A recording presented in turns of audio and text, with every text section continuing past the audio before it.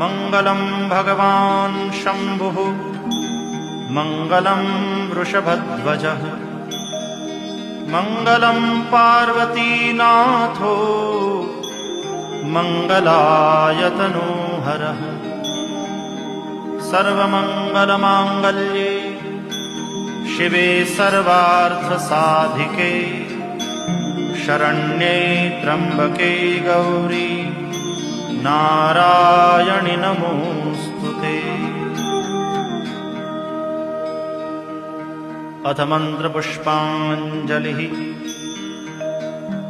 ॐ जग्नेन जग्नमयजन्त देवास्तानि धर्माणि प्रथमान्यासन् तेहनाकं महिमानः सचन्त यत्र पूर्वे साध्याः सन्ति देवाः।